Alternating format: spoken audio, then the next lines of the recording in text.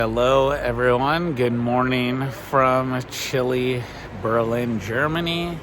And on this virtual adventure, I'm going to show you some places of interest and see more in this light and show you around Berlin.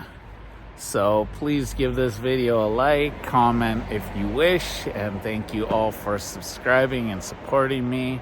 Thank you for taking the time to watch this, and if you're ready to go, let's go. So I joined my walking tour group, a bunch of us this morning. So gonna explore the beautiful city of Berlin, Germany. So it's fine first records of the city. In the beginning it was two small post towns. Two small post towns. One called Berlin, the other one was named Cologne. And they were located here from both sides of the river. Special going on. The river was not big enough to do any big commerce with other countries. There were no mountains to take care of, to protect this land. Let me tell you another well-kept secret. You know how you see the flag with the bear everywhere? It's because the Berliners want you to think the name Berlin comes from the word bear. Actually, it comes from an ancient Slavic word that means swamp. The land here is swamp. Not too impressive, right? So, Just walking around, taking it all in, and because it was so heavily bombed in World War I that they had to rebuild the city, so these buildings are new or renovated just from the 1990s.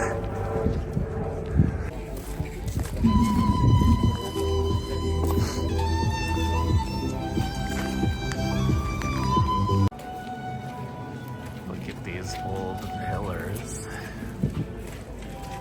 And right next to it you have modern museums that are like fully renovated inside.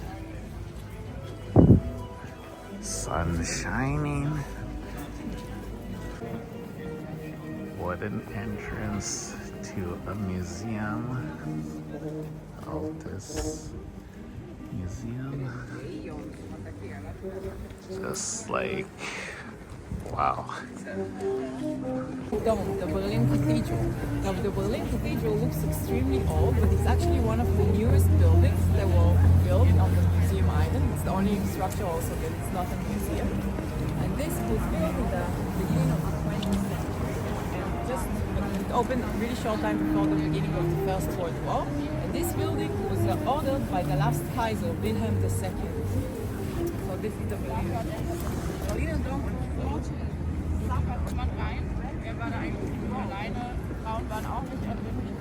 On the Second World War, and it got caught on fire and it was burned down, and still you can see that the stones of the church are quite black. It is still from that fire.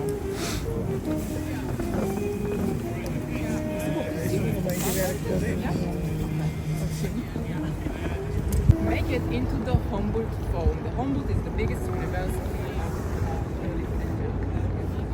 And when they do that, they decide to put inside two galleries. Two really big galleries that will collect all the collection that Germany collected through time of all the ethnological collection that they have. Which means all the nice things that they borrowed throughout time from Asian countries, from South America, and from Africa. When they do that, they need a curator, so they think who is the best man to do it, and then of course they think of the British Museum, so they decide to bring the curator. One is the controversy is that people are standing, looking at this thing, and they're saying, Germany, are you sure you want to build a palace which is a symbol of imperialism, in the heart of your capital, and put inside of it all the things that you borrowed when you were an empire. I think it's a good idea.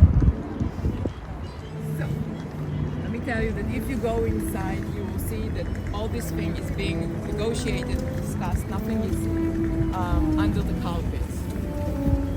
It's a problematic situation. That's the situation that is there. That's what they took upon themselves. But I can highly recommend to visit the museum because it is discussed, it is interesting, it is well curated, and there are some real treasures inside.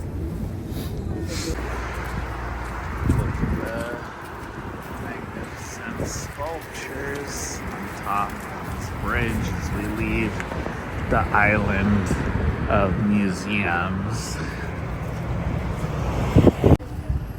So this is a memorial for all the people that lost their lives fighting for tyranny.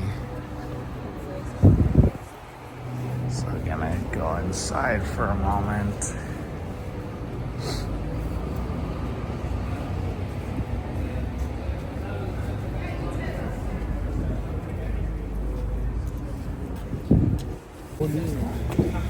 Empty library. So this is the beautiful opera house outside of the palace. So in this area used to hold the Berlin Wall until 89. And the symbolic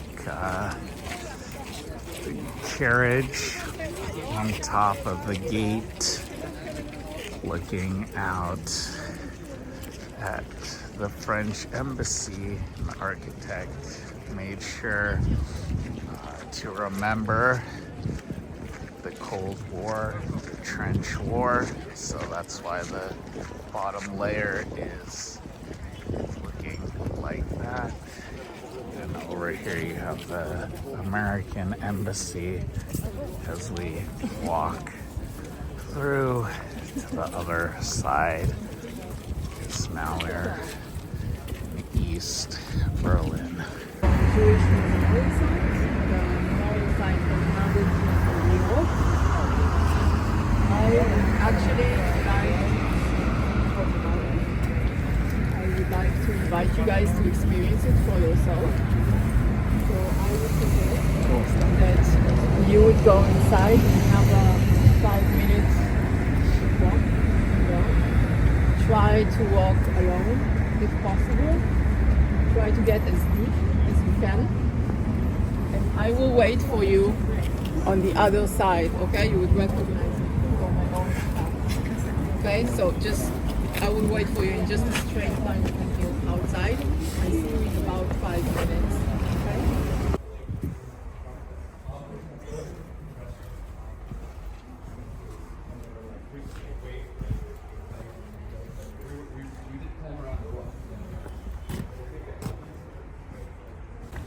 You know what General Eisenhower does?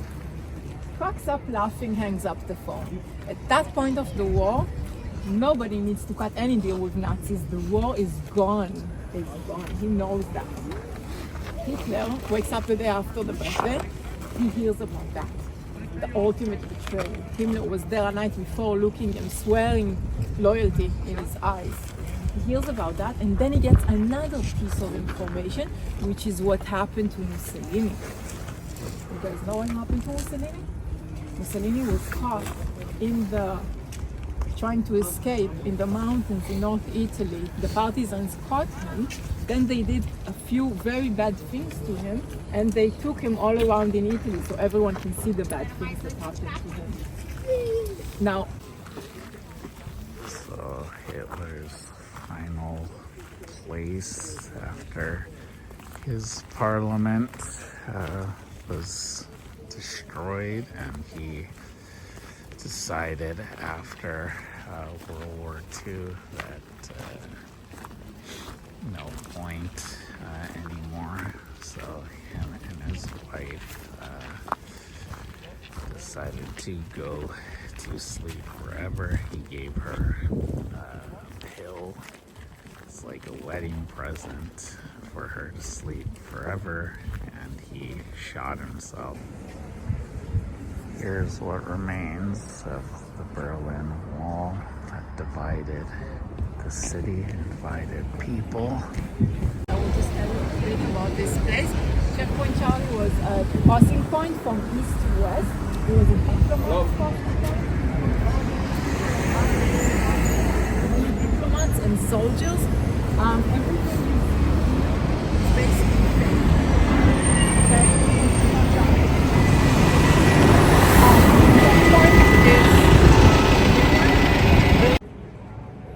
So here at Checkpoint Charlie, so read this information in English.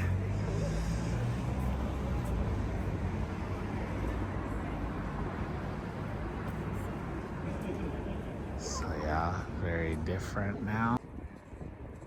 This is a cool little place to look at. Traby Wood 5D Cinema.